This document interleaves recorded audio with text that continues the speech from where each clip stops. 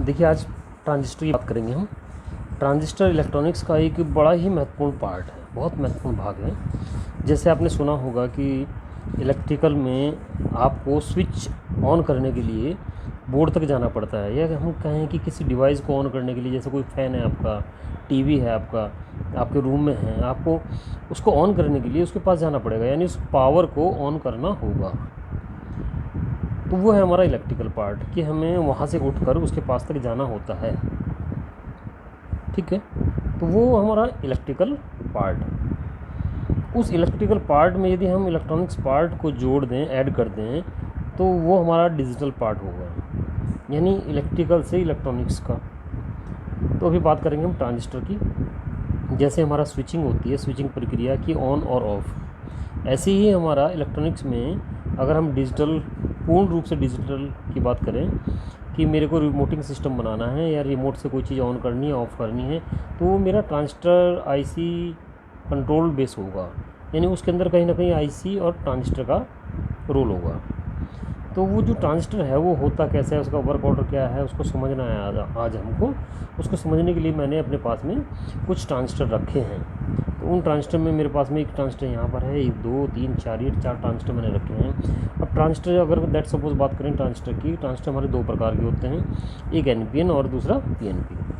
ठीक है, तो NPN और PNP इनमें कौन से हैं हमें अभी तक ये मालूम नहीं है। तो उसको थोड़ा जानने के लिए, उसका थोड़ा डीपली, उसको थोड़ी गहराई में जाते हैं कि अगर बात करें NPN यानी नेगेटिव पॉजिटिव नेगेटिव, यानी ऐसा ट्रांजिस्टर जिसके 2 सिरे तो होंगे नेगेटिव और एक सिरा होगा पॉजिटिव, और या जिसके 2 सिरे होंगे पॉजिटिव और जिसका एक सिरा होगा नेगेटिव, ये हमारे NPN और PNP होंगे। लेकिन वो NPN अगर मैं इसमें कहूँगा तो NPN ये मेरे को पता नहीं चल रहा है कि ये NPN है ये PNP, तो वो उसके लिए मैं क्या करूँ? उसके लिए थोड़ा और डीपली समझना पड़ेगा मेरे को। जैसे ये NPN है, या तो आपको रखना पड़ेगा NPN और PNP। तो NPN का मैं ग्राफिकल चिन्ह बनाता हूँ आपको कि NPN यानी 3 भाग हैं, एक नेगेटिव पॉजिटिव नेगेटिव। अब 3 पार्ट की अगर बात करें कि ट्रांजिस्टर के अंदर 3 पार्ट हैं, 1 2 3, यानी नेगेटिव पॉजिटिव नेगेटिव। अब ये तो मैं थ्योरी के हिसाब से बोल रहा हूँ कि मेरी थ्योरी कह रही है कि negative positive negative, negative positive negative. तो मुझको इससे कुछ हल नहीं हो पा रहा इससे। तो अभी मैं क्या करूँ, इसको जानने की कोशिश करूँ कि वास्तव में ये जो N पार्ट है, ये N पार्ट मेरा क्या है। यहाँ पर हो सकता है ये कलेक्टर हो C, P पार्ट है, हो सकता है ये मेरा बेस हो, फिर N बच के मेरा ये हो सकता है मेरा ये वाला पार्ट हो E, जिसको मैं एमिटर बोलता हूँ। क्योंकि ट्रांजिस्टर के जो हैं 3 पार्ट होते हैं, 3 भाग होते हैं। Number 1 collector, base, emitter. अब ये कलेक्टर किनारे पे भी हो सकता है, कलेक्टर बीच में भी हो सकता है, कलेक्टर कहीं पर भी हो सकता है। अब जैसे कलेक्टर कहीं भी हो सकता है तो बेस भी कहीं पर भी हो सकता है।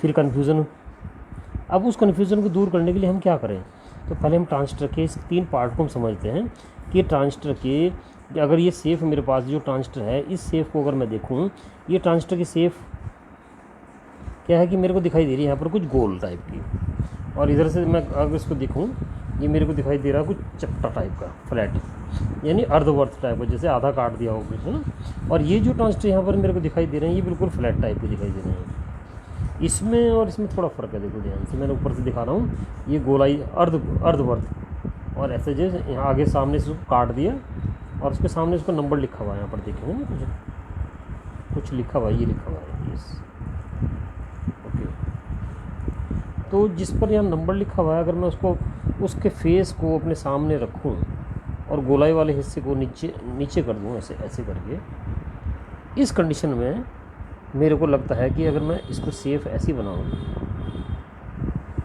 ये ऊपर से मेरे गोल दिखाई दे रहा है ऐसे, और इसकी 3 लेग ऐसे बन जाएं, तो वास्तव में ये ट्रांजिस्टर ऐसा होगा जैसे ये रखा है मेरे पास में। ठीक है, अब इसके सामने चूँकि ऊपर लिखा हुआ है जैसे BC, कोई कंपनी का कोड है 147, कोई ट्रांजिस्टर का नंबर है, यानी 147 147। अगर हम बात करें 147 या 148, तो कुछ इस टाइप के जो ट्रांजिस्टर होते हैं, वो ट्रांजिस्टर आपको याद रखने पड़ेंगे। नाम अगर आपने याद रख लिए तो उससे मिलते जुलते जो उसके अल्टरनेटर होते हैं सेम, तो वो भी वही होंगे जो ये है वास्तव में, यानी जो वर्क ये करेगा वही वर्क ये करेगा, और इससे मिलते जुलते जो भी होंगे वो भी वर्क वही करेंगे। फ़र्क किसका होगा, केवल उसमें एम्पियर का। यानी कौन सा ज़्यादा वाटेज के लिए, लोड के लिए यूज़ होते हैं, ठीक है ना, वो आपको देखना है। अभी इसकी बात करते हैं। अगर आपके पास ऐसा कोई ट्रांजिस्टर है तो आपको एकदम रटना है, उसको देखना है ना, कि मेरा ये वाला पार्ट्स जो किनारे का है, ये मेरा राइट हैंड साइड है, ये राइट, ये लेफ़्ट। तो लेफ़्ट साइड पे जो भी होगा मेरा वो कलेक्टर होगा, बीच वाला पार्ट मेरा बेस होगा, और किनारे वाला पार्ट मेरा E4 एमीटर होगा। अब ये 3 मैंने आपको समझा दी इसमें। तो इसमें मेरे को देखना है वो कहाँ कहाँ पर है। तो सेंटर पॉइंट का जो बीच वाला जो पार्ट होता है, वो बीच वाला पार्ट होता है बेस, B। अब रह गए मेरे ये और ये, ठीक है। तो बीच वाला पार्ट मेरा बेस हो गया, तो किनारे पे कहीं ना कहीं E होगा, या इधर होगा, या यहाँ पर होगा। तो C यहाँ पर भी हो सकता है, C यहाँ पर भी हो सकता है। क्योंकि कुछ नंबर ऐसे होते हैं उनको बिल्कुल किनारे पे ही, जैसे मैंने बोला ना 47, 147 या 148, उनका किनारे पे लेफ़्ट हैंड साइड पर जो भी होगा वो कलेक्टर होगा, राइट हैंड साइड पर होगा जो है वो आपका एमीटर होगा। तो इस तरह मेरे को पहचान होगी कि ये मेरा ट्रांजिस्टर है, इसमें कलेक्टर, बेस, एमीटर हो गया। अब इनका वर्क क्या है, इनका ऑर्डर क्या है, ये वर्किंग ऑर्डर क्या है, इनका ये करते काम कैसे करते हैं, ये मेरे को देखना है। तो चूँकि इस वाले ट्रांजिस्टर का ये ग्राफिकल जो प्रतीक चिन्ह है, सिंबल है इसका, इस सिंबल के हिसाब से इसको समझते हैं कि ये वाला जो C पार्ट है इसको मैं थोड़ी देर के लिए N मानता हूँ, ये N। बीच वाले पार्ट को मैं मानता हूँ P, तो किनारे वाले को मानता हूँ मैं N। यानी इसमें ये इस तरह के होगा। ये N क्या है कि N पार्ट वो है जिस पर मेरी इनपुट सप्लाई दी जाएगी। ये वाला N पार्ट क्या है कि जिससे ये आउटपुट, जाने वाली आउटपुट ये है, इधर किनारे से इससे बाहर आउट हो जाए। ये मेरे को समझना। अब आप समझ गए होंगे कि ये आने वाली जो सप्लाई है, वोल्टेज है, ये वोल्टेज मेरी यहाँ पर है बीच में, लेकिन कुछ पार्ट ऐसा है जो इस वोल्ट को क्रॉस नहीं होने दे रहा। तो वो पार्ट कौन सा है मेरा, बीच का P। तो यदि इस P के अंदर से ये जो, इसको थ्योरी और डीपली में जाते हैं, अगर इसके अंदर जो हमारे इलेक्ट्रॉन प्रोटॉन होते हैं उनकी बात करें, तो अगर ये वाला पार्ट इस वोल्टेज को क्रॉस होने दे तो ये वोल्टेज मेरी इधर से आउट निकल जाएगी। इसको क्रॉस कराने के लिए हम क्या करते हैं, कुछ इतनी ज़्यादा वोल्टेज का प्रेशर लगाते हैं, और वही वोल्टेज यहाँ से इस वोल्टेज का कुछ पार्ट में इस वाले पार्ट को मेरे को देना होता है। तो जैसे ही मैं ही इस वोल्ट से इसमें बीच वाले पार्ट में, यानी कौन सा पार्ट, बेस को, कुछ बेस को एक रेजिस्टेंस के ज़रिए, अगर मैं बात करें एम्पलीफाई की या इसको प्रेशर देने के लिए बात करें, तो क्या होगा कि इसके अंदर जो इलेक्ट्रॉन प्रोटॉन हैं उनका प्रेशर ज़्यादा हो जाएगा। तो वो इस बीच वाले पॉजिटिव सिरे से निकल कर, वो इस फील्ड से निकल कर इस फील्ड में आ जाएंगे, जिसको बोलते हैं मैग्नेटिट्यूड, यानी इस फील्ड से इस फील्ड में। तो जो इस फील्ड पर मैग्नेट्यूड था वो यहाँ पर आ जाएगा, और ये इस झिल्ली से या इसकी प्रॉपर्टी से निकलते हुए लास्ट में इसके आउटपुट से बाहर निकल जाएंगे। ये ट्रांजिस्टर का रोल होता है।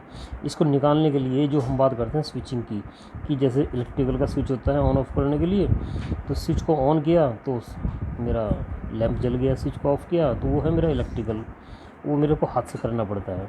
यहाँ पर डिवाइस है मेरी इलेक्ट्रॉनिक्स। इस डिवाइस में क्या है कि यहाँ पर ये जो रेजिस्टेंस शो किया मैंने, ये वाला पार्ट, इस वाले पार्ट में यदि यहाँ पर मैं एक बीच में कोई ऐसी चीज़ लगा दूँ जिसको बोलते हैं हम सेंसर, और सेंसर के साथ में जब सामने वाला डिवाइस मेरा रिमोटिंग सिस्टम यहाँ रखा हुआ है, रिमोट यहाँ पर मेरा रिमोट है।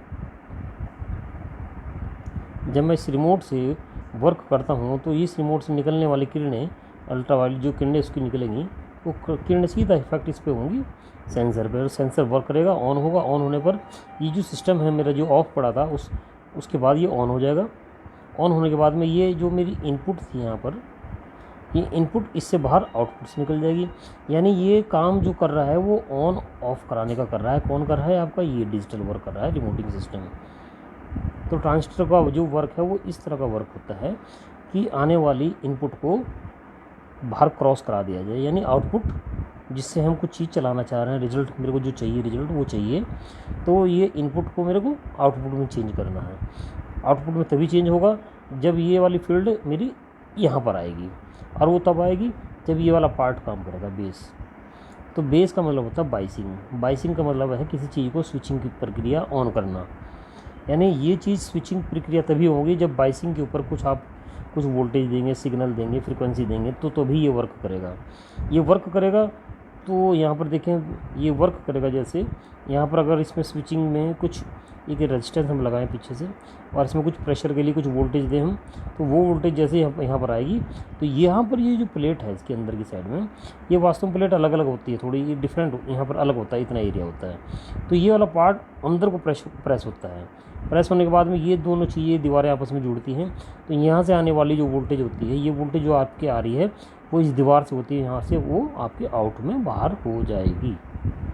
ये ट्रांजिस्टर का वर्क होता है। ओके, चलिए अब आप समझ गए होंगे कि ट्रांजिस्टर वर्क कैसे करता है। ठीक है, तो प्रैक्टिकल मैं भी नेक्स्ट वीडियो में आपको बता रहा हूँ प्रैक्टिकल कैसे होगा।